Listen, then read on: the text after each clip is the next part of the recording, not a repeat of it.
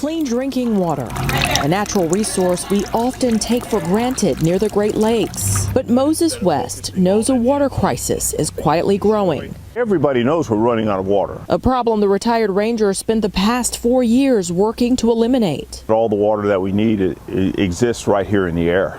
He believed so strongly in that idea. In 2015, West invented an atmospheric water generator, or AWG, a machine that takes in air and turns it into drinking water. We're at the place now, I think, making 50, 100, 200, 250,000, a million gallons of water at an incredibly low energy consumption. I think cheaper than groundwater by far.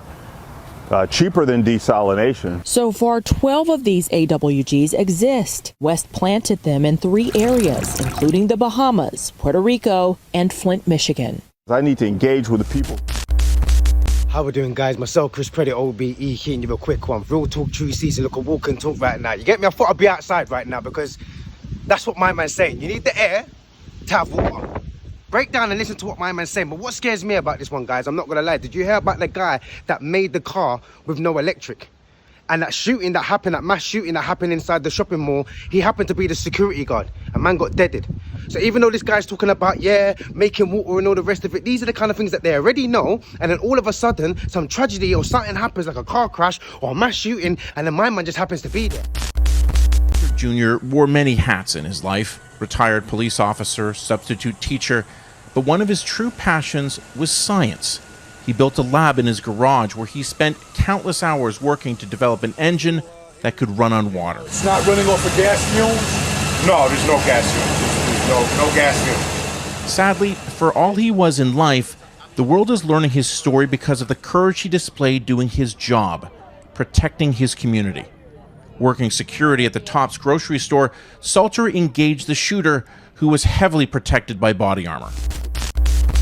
But these are the kind of things where we know what's going on. We know the system. We know how the environment works. So I don't know why we always keep going back to scientific. We know the natural herbs. We know the natural elements. We know that when Dr. Zebi said, listen, big man, there's a cure to this.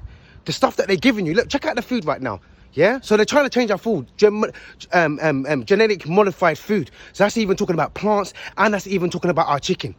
So if they're making that fake, and then they're going to sit down and turn around to you and say, your organs are mad, and yeah, like, you know, ones there, your lungs are clogged up, and you know the ones there. Why are you giving alcohol? Why are you giving fizzy drinks? Why are you giving sweets? Why are you giving chocolate? Things that you do know that doesn't digest into your body. Don't worry, I'll wait. I say it again. Food and chocolate that you buy from the supermarket, or any food that sometimes that you buy from the supermarket, unless it's fresh, does not digest. Don't worry, I'll wait. So yes, no one's not saying that we can't have treats. No one's not sitting there saying that we can't do certain things, but the government's been sitting there knowing that they've been putting certain things into place. Now all of a sudden they're sitting there saying, yeah, you guys, this is what we're doing, you know, it's going to help us. How's that going to help us? How's it going to help us if you're already giving us plastic food?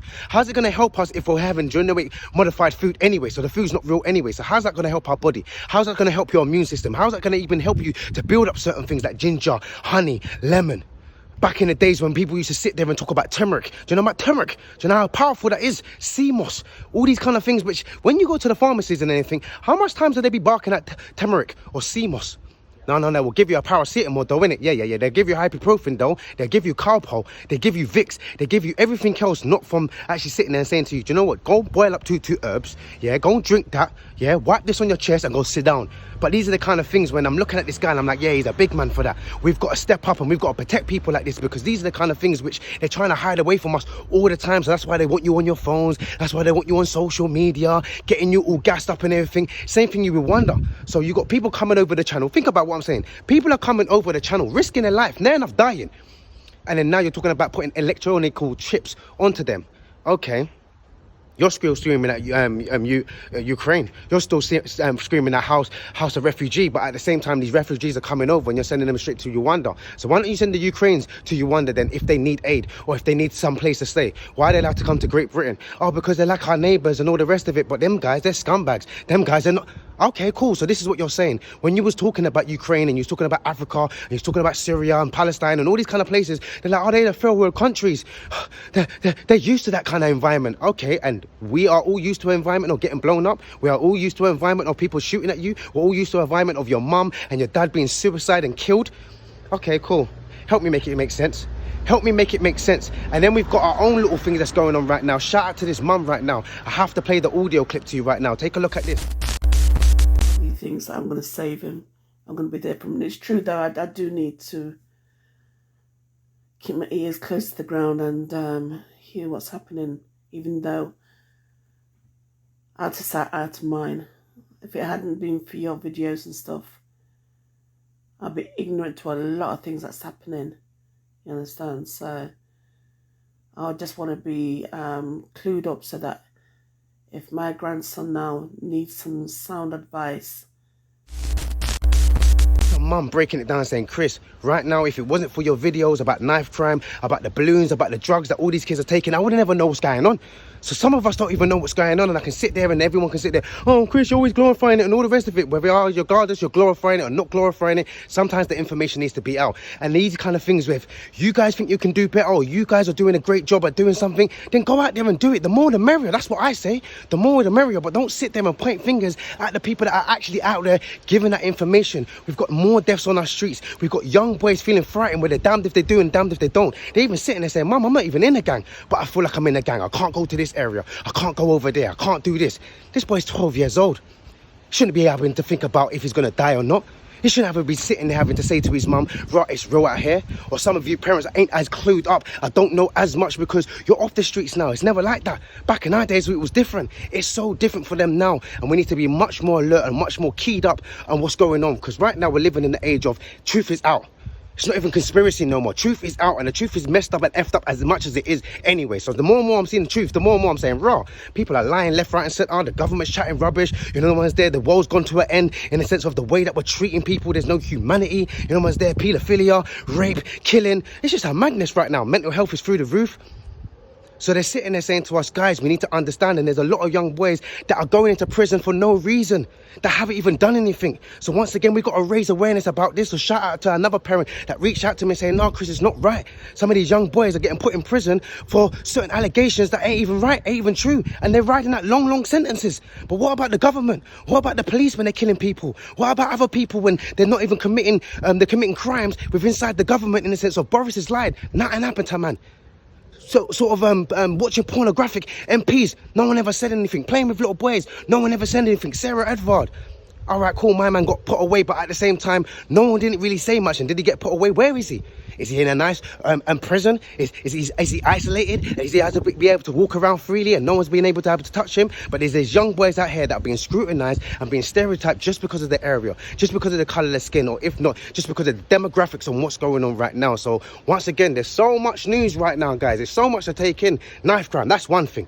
Then we've got the global warming. Then we've got living costs right now. Let's even just jump onto that real quick. Like, what the flip is going on with you guys? And you guys are sitting there talking about, we're trying to help, but you seem to find money for the Jubilee. Yeah, you seem to find money for Ukraine. You seem to be finding money for all these other crises, but you don't find money for the real crisis, which is knife crime, for the real crisis, which is living costs. That's going up right now. Energy bills, you know what's there, petrol, you know what's there, life of cost. Like I said, there's people that's actually going to food banks. This is a real thing, like real thing. There's people that's actually going to food banks. There's people that's actually saying to me, Chris, I'm working class right now and I don't even know what I'm going to do. And then you've got the government saying, oh, just keep working, guys. Don't worry about it. Don't worry about it. We've got this all covered, but you've been lying to us and you haven't got it covered. And you, man, are just taking off the bonuses. You, man, are just scrimming off the top of the surface and no one's there. You've put money into this boosting campaign and still trying to do the PR test and all these kind of other rest of these kind of things, which money's been wasted. But now you're sitting there trying to tell us that there is no more money. The economy is effed and then we've got to back it now. The same clap for the NHS, now all of a sudden their pay rise is going down. The same, oh, Transport for London, but we love you and thank you for so much for keeping our services running. Now you want to dock their pay. Now you don't want them even to be working anymore. Now you're trying to sack them. Oh my days.